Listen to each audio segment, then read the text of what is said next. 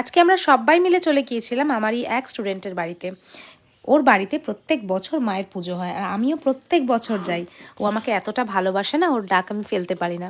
গিয়ে মায়ের মুখ দর্শন করে মনটা একদম ভালো হয়ে গেল। আর এই হচ্ছে আমার সেই স্টুডেন্ট। তো আমি সঙ্গে নিয়ে গিয়েছিলাম আমার দোকানেরই স্টাফেদের। ওরা স্টাফ বললে ভুল হবে, ওরা আমার পরিবারেরই অংশের মতো। আর সঙ্গে গিয়েছিল আমার বড় মাম্মাই, হিয়ার দিদিভাই। তো তোমরা তো হিয়ার দিদিভাইকে দেখিয়েছো আগের ভিডিওতে। তো এই যে মায়ের মুখ দেখো, কত সুন্দর লাগছে না? আর চারিদিকে পরিবেশটা কত সুন্দর করে সাজিয়েছে। তো ছোটো মাম্মাই একেবারে ঘুমোচ্ছিল না বলে কোনো রকমে ওকে রেখে এসেছি, তাই আর দেরি না করে খেতে বসে পড়েছিলাম। তো অনেকটা দেরিও হয়ে গিয়েছিলো, খিদেও পেয়ে গিয়েছিলো। খাওয়া দাওয়াগুলো মানে এত ভালো হয়েছিল, রান্না কি বলবো। তো রান্নাবান্না গুলো এত ভালো হয়েছিল, খাওয়া দাওয়া আমরা সবাই করে নিলাম এখানে দেখো। আর খুব আনন্দ করলাম, যেটুকু সময় কাটালাম ভীষণ মনটা ভালো হয়ে গেল। তো দেখা হচ্ছে পরের ব্লগে। এই ব্লগটা এই পর্যন্তই। ভালো লাগলে অবশ্যই